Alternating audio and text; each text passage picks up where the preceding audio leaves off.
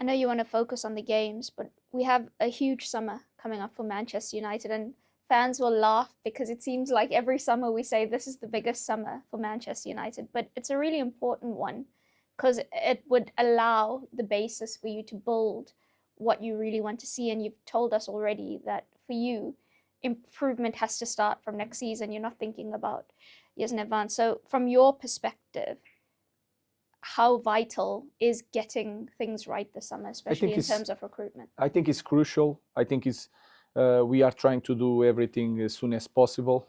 If you look at the schedule of teams, we will not have the World Cup of clubs, so that means that we are going to have a pre-season. If you look at the next years, we are going to have a World Cup, then European Championship. So we'll have this window is going to be massive to work on our base. So I think it's clear for everybody here that is going to be crucial. We'll get back to Ruben in just a quick second, but remember, if you like this video, please like, share and subscribe. And don't forget to click the notification button so that you know when the next Big D video hits. And as ever, if something is bubbling up inside of you, if you need to express an opinion, if something needs to be said, please put it in the comments. The Big D reads all of the comments and he's always interested in what is on your mind. Anyway, in this clip, Ruben Amorim, the most interviewed manager in the history of the Premier League, is doing, guess what? Another interview. And he's going to be sort of talking a little bit about his mindset and what his goals are in the short to medium term. And he mentions a couple of interesting points here that the Big D will discuss. So stick around for after the clip, because the Big D is going to be discussing precisely what was discussed in this discussion. Anyway, here's Ruben Amorim. Ruben, so many positives, so much good against Nottingham Forest, but the two things that we saw where Manchester United conspired against themselves is two bad habits that you're trying to break, which is conceding first and then curing being really poor in the final third. So how do you go about trying to fix those problems?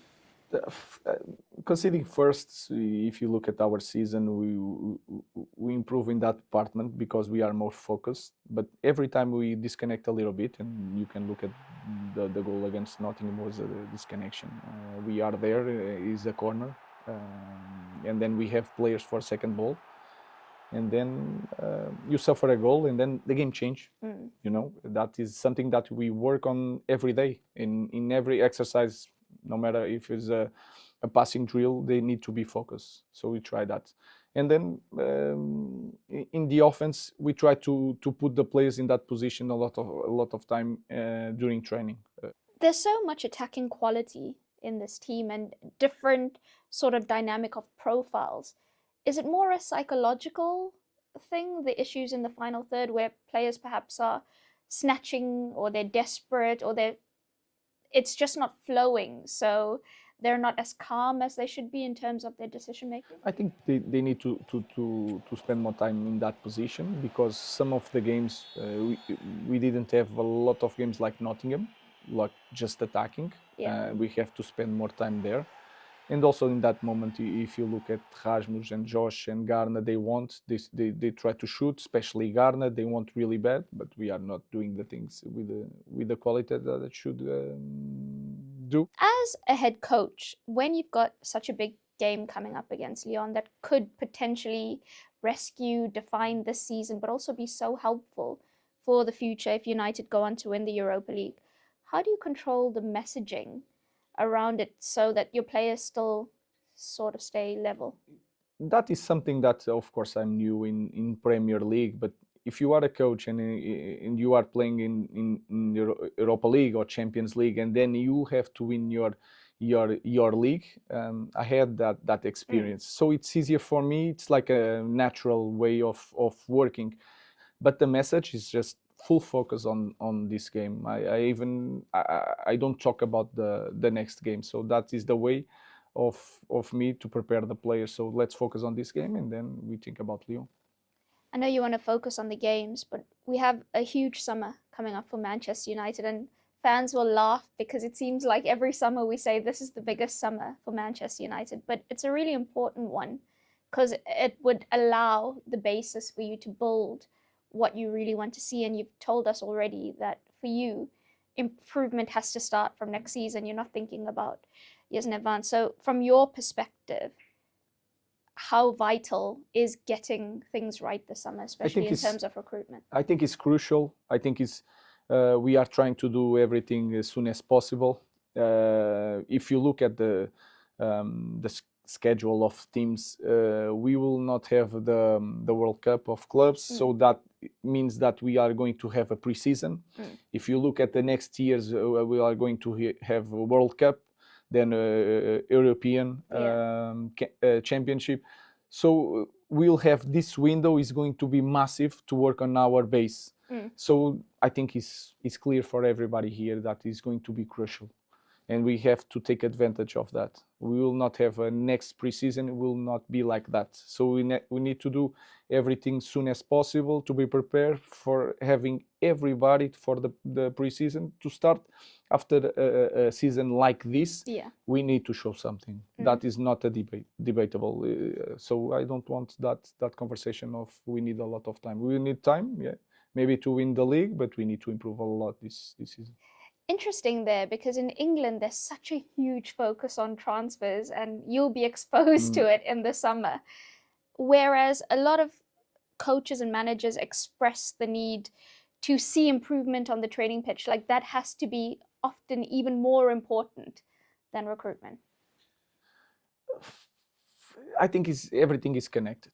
You need to be really good on every department, especially in this league. You need to be really good on the pitch. You need to improve our players, but you also, especially in moments like our club, recruitment can change the way we go forward, and can be crucial. So when I say about recruitment, it's not just, and we have to use that as a club, not just the big names and to spend a lot of money. It's not that. Sometimes a player with 17 years old that is in another top club and is finished contract, we can use the Manchester United brand to bring that kids. Sometimes the recruitment is that.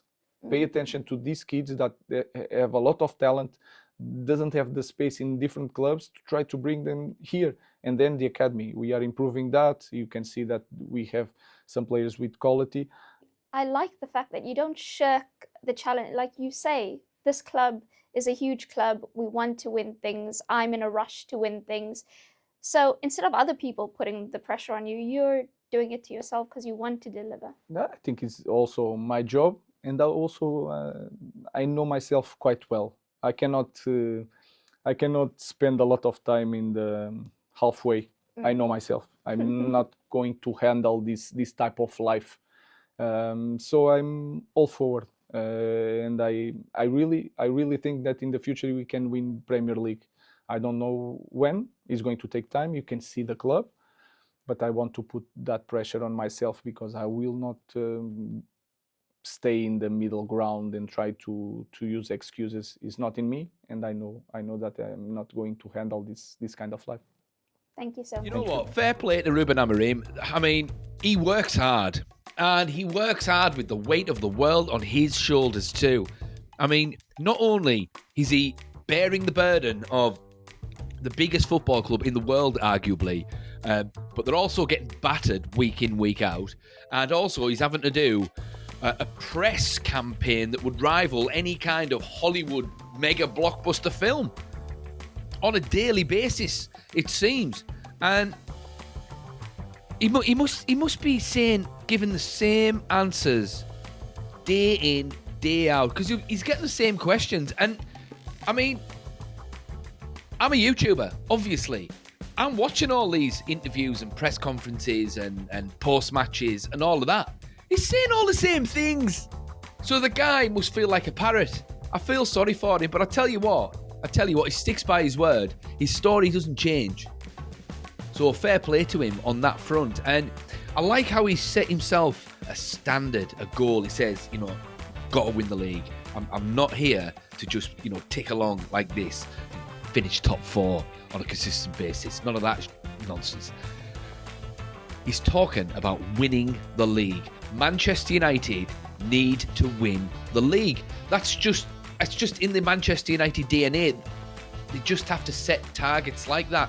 And yeah, I mean, I agree with him as well that, I mean, I've said this for a while. He's got until October this year to show dramatic improvement, because there's been a lot of sympathy for him so far. You know, the crowd hasn't turned on him. Papers haven't really turned on him. You know, he's all right. He's in a sweet spot at the moment. It's the narrative has shifted towards favouring the manager. Okay, so he's going to get a bit of leeway. Obviously, he's going to get a summer transfer window, and he's going to get players that are going to be suitable. So if he doesn't hit the ground running straight away in August, then there's going to be big question marks, because he's not going to last till post-October. He's just not. It's just not happening. It just won't happen. But, you know, that being said, I've got a feeling he'll be all right.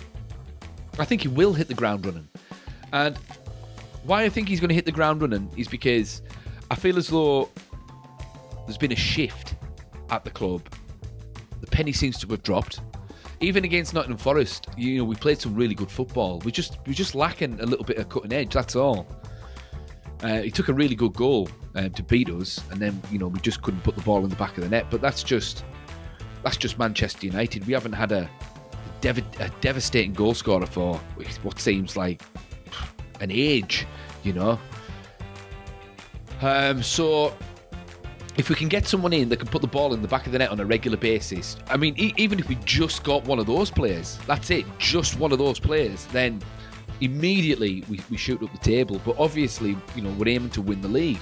And I feel as though if we got the right signings in the summer, we could challenge for the title next season. I mean, the trick is getting the right players, obviously, but if we got 3 players in the summer, 3 of the right players that we need, that fit the right profile, that are going to hit the ground running, a bit like Patrick Dorgu has, then there's no reason why we can, at the very least, skyrocket up the table and give, you know, Liverpool and Man City something to think about. Because, I mean, there's the Club World Cup as well. I mean, Man City are in that. Are Liverpool in that? Are Arsenal in that? Do you know, I'll have to double check on that one. But whoever's going to be in that tournament, they're going to be absolutely exhausted come August. They're going to be exhausted. Whereas, as he mentions quite rightly in this little interview, Manchester United are not in the Club World Cup, so they're going to have a pre-season. They're going to be able to, you know, go away, have a nice little refresh, and then they're going to come back and they're going to have a pre-season. They're going to, you know, drill this system into the players even more. They're going to integrate the players that we want into that system as well. And then hopefully, Manchester United start putting the ball in the back of the net on a regular basis.